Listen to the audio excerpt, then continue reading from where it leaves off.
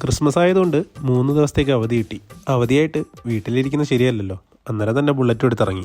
Google മാപ്പിൽ നോക്കിയപ്പോൾ ചിന്നക്കനാലിലേക്ക് പോകാൻ അധികമാരും ഉപയോഗിക്കാത്ത ഒരു ഓഫ് റോഡ് റൂട്ട് കണ്ടു.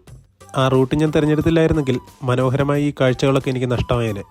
ആ റൂട്ടിനെ കൊണ്ടെത്തിച്ചത് ഹൈറേഞ്ചിൻ്റെ കുട്ടനാട് എന്നറിയപ്പെടുന്ന മുട്ടുകാട് എന്ന അതിമനോഹരമായ ഒരു ഗ്രാമത്തിലായിരുന്നു. നെൽകൃഷിയുടെ കേന്ദ്രമായതിനാലാണ് മുട്ടുകാടിനെ ഹൈറേഞ്ചിൻ്റെ കുട്ടനാട് എന്ന് വിളിക്കുന്നത്. ഹൈറേഞ്ചിൻ്റെ കഠിനമായ ഭൂപ്രകൃതിക്കിടയിലും നെൽകൃഷിക്ക് അനുയോജ്യമായ പരന്ന ഭൂമി ഇവിടെ ഉണ്ടെന്നുള്ളത് ഈ ഗ്രാമത്തിൻ്റെ മാത്രം പ്രത്യേകതയാണ്. മലനിരകൾക്ക് നടുവിലായി വിശാലമായി നീണ്ടു പരന്നു കിടക്കുന്ന നെൽപ്പാടങ്ങൾ. ഇവിടെ നിൽക്കുമ്പോൾ ആലപ്പുഴയിലെ കുട്ടനാട്ടിൽ നിൽക്കുന്ന അതേ ഫീല് തന്നെയായിരുന്നു.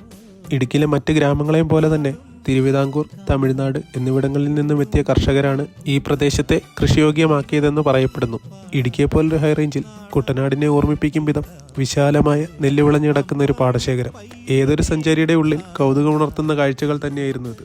ആനച്ചാലിൽ നിന്നും ബൈസൺ വാലി ചിന്നക്കനാൽ റൂട്ട് തിരഞ്ഞെടുത്താൽ ഹൈറേഞ്ചിൻ്റെ കുട്ടനാടായ മുട്ടുകാടിൽ എത്തിച്ചേരാം.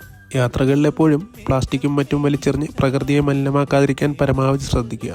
അപ്പോൾ ഇനി ചിന്നക്കനാൽ, ബോദിമേട്ട് എന്നിവിടങ്ങളിലെ യാത്രാവിശേഷങ്ങളുമായി മറ്റൊരു വീഡിയോയിൽ കാണാം. ബൈ, ടാറ്റ.